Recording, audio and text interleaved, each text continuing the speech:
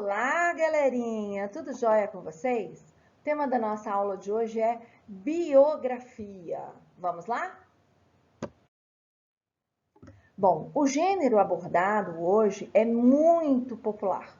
Por quê? Porque ele apresenta informações relevantes sobre a vida de pessoas conhecidas da maioria das pessoas. E ele também leva o leitor, pela forma como ele é escrito, a interter no meio dessa história, né?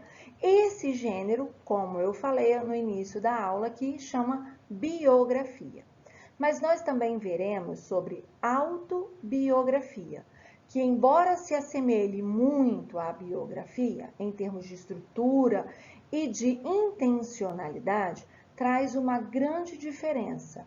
A figura no narrador, o narrador na autobiografia é o próprio biografista. A escolha do gênero se deve ao fato de estar presente na produção cultural mundial, fazendo parte do patrimônio cultural, e de ser relevante na formação do repertório de leitura dos mais diversos públicos. A biografia é um gênero que tem ganhado um público cada vez maior. Por que será? Ah, muito fácil, gente. Os leitores estão mais exigentes, mas também estão mais curiosos para conhecer a vida privada de personalidades políticas, de artistas, de desportistas e de personalidades históricas. A biografia segue a estrutura das narrativas. Geralmente apresenta em ordem cronológica a história do biografado e dos personagens que ali ao longo de sua vida se relacionaram com ele. O espaço onde tudo acontece exerce um papel fundamental na construção da biografia. Por quê? Porque ele reflete a trajetória de vida do entrevistado ou do biografado. Quanto à narração, em geral, utilizamos a terceira pessoa. Porém, a autobiografia é narrada em primeira pessoa, já que os acontecimentos são contados a partir do olhar do próprio biografado. No que se refere à linguagem, esse gênero textual apresenta recursos linguísticos e figuras de linguagem, também presentes em outros textos narrativos literários.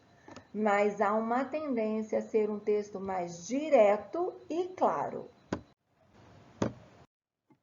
Leia a biografia de um escritor conhecido como o Vampiro de Curitiba. Durante a leitura, você vai tentar descobrir o porquê de ele ter recebido esse apelido. Esse aí é o Vampiro de Curitiba. E a partir de agora, você pode pausar o vídeo para ler o texto e em seguida nós já vamos conversar mais e praticarmos os exercícios. Combinado?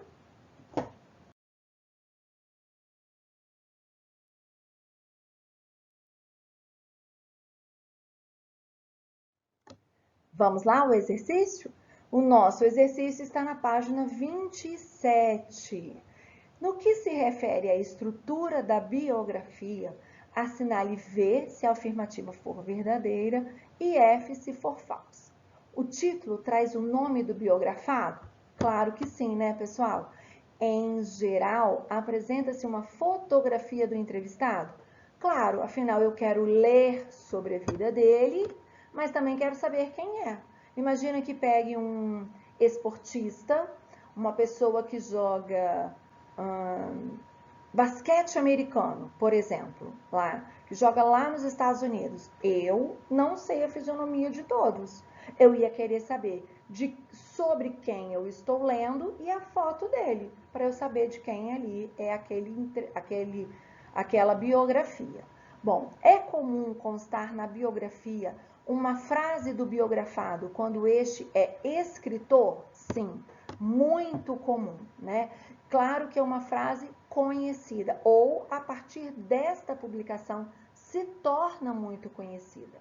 A narração obedece à ordem cronológica dos fatos ocorridos Na vida do biografado? Sim, eu já falei, né? A narração acontece na ordem cronológica. Quando o biografado é um escritor, após a narração dos fatos de sua vida, é comum aparecer em suas obras, ou seja, sua bibliografia? Sim, muito comum aparecer a bibliografia dele. Claro, está falando sobre a vida dele. Enquanto está falando sobre a vida dele, vai falando os livros que ele escreveu, por exemplo, uma peça de teatro, um livro, poesia, uma pintura que ele fez, né? E depois vai saindo ali a sua bibliografia, dos livros escritos, das peças de teatro e por aí vai.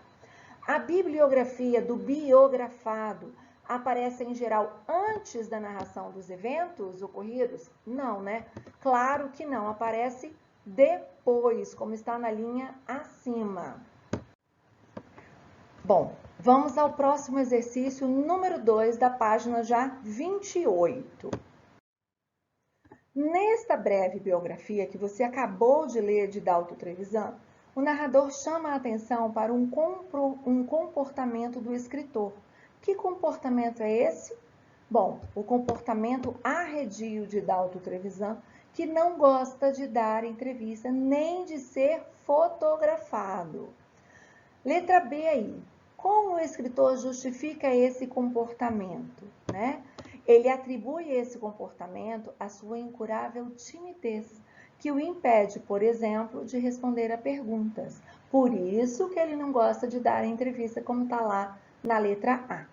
3. No gênero em estudo, é comum a presença de datas, mês e ou ano, sobre aquelas que aparecem na biografia de Dalton Trevisan. Responda às questões. Letra A. Nesse texto, as datas aparecem em ordem cronológica? Transcreva trechos que justifiquem sua resposta. Aparecem sim, né? Então, a primeira é nascido em 14 de junho de 1925. Em 1945, estreou-se com um livro de qualidade incomum. Entre 1946 e 1948, editou a revista Joaquim. E por aí vai, ok? Exercício C, da letra C aí. Relacione as colunas de acordo com as datas e os acontecimentos na vida de Dalton Trevisan. Vamos lá? Número 1, ano de 1925, o autor nasceu. Número 2, publicou seu primeiro livro, Sonata ao Luar, em 1945. Número 3, 1946, começou a editar a revista Joaquim. Número 4, 1959, lançou o livro Novelas Nada Exemplares. Número 5, 1975, seu livro Guerra Conjugal foi transformado em filme. Uau, que legal! Número 6, 1996, é o único aí que não está marcado ainda, recebeu o prêmio Ministério da Cultura de Literatura pelo conjunto de sua obra, ok? Exercício 4, da página 28, e depois temos a página seguindo aí 28 e 29, né? Segundo a biografia de Dalton Trevisan, esse autor ganhou muitos prêmios literários. Cite-os.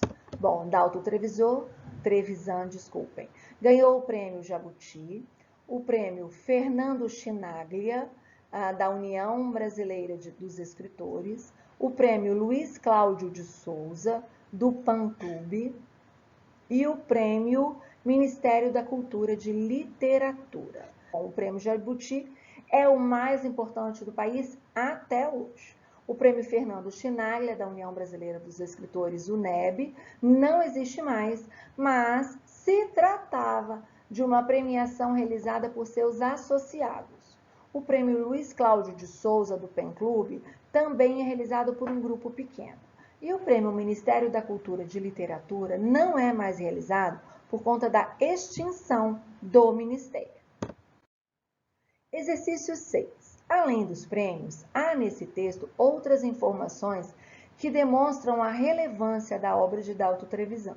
Mencione pelo menos uma dessas informações. Bom, no texto consta a informação de que as obras do autor, do Dalton Trevisan, foram traduzidas para diversos idiomas, entre eles espanhol, inglês, alemão, italiano, polonês e sueco. 6 idiomas entre eles, quer dizer que teve mais. Questão 7. Dalton Trevisan é reconhecido pela crítica como um dos maiores contistas contemporâneos do Brasil. Transcreva um trecho da biografia que evidencia essa informação. Então tá aí, ó. É considerado desde há muito o maior contista moderno do Brasil, por 3/4 da melhor crítica atuante. Uau! Questão 8. Qual é o público-alvo dessa biografia? Quem é o público-alvo aí?